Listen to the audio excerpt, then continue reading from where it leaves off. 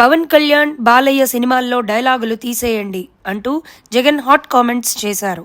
పవన్ కళ్యాణ్, బాలయ్య సినిమాల్లోని డైలాగులపై జగన్ వ్యంగ్యాస్త్రాలను సంధించారు.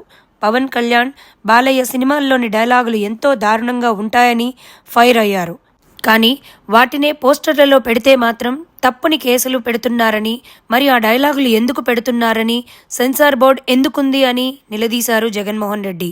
నటనలో ఎన్టీఆర్ను చంద్రబాబు నాయుడు మించిపోయారని చురకలు అంటించారు. ఈ సందర్భంగా వైఎస్ జగన్ మాట్లాడుతూ రాష్ట్రంలో సాధారణ మహిళలకే కాదు పదవుల్లో ఉన్నవారికి కూడా రక్షణ లేదని మండిపడ్డారు.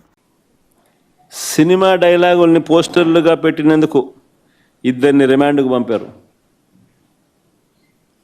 సినిమా డైలాగులను పోస్టర్లుగా పెట్టినందుకు అడుగుతా ఉన్నా, నీకు అంత కష్టంగా ఉంటే సెన్సార్ బోర్డులో దానికి ఎందుకు పర్మిషన్ ఇవ్వాలా?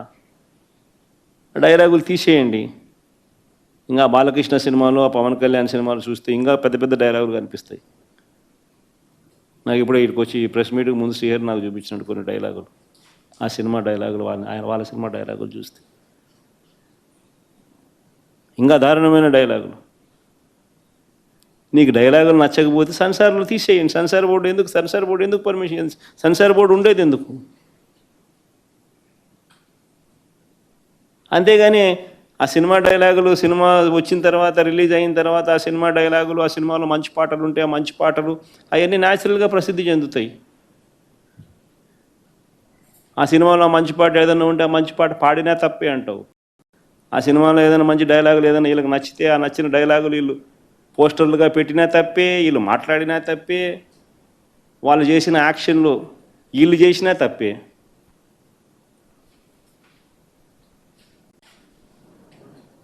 వాళ్ళు ఇలా అన్నా తప్పే, వాళ్ళు ఇలా అన్నా తప్పే. ఎందుకు మరి సినిమాలు ఎందుకు తీస్తున్నారు స్వామి? మీరు ఆపేసేయండి, మూసేయండి. ప్రజాస్వామ్యంలో ఉన్నామా లేదా అన్నది నిజంగా ఆలోచన చేసుకోవాలి మనం అంతా.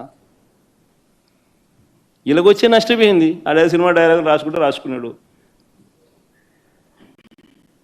పాట పాడితే పాడినాడు, డైలాగులు కొడితే కొట్టినాడు.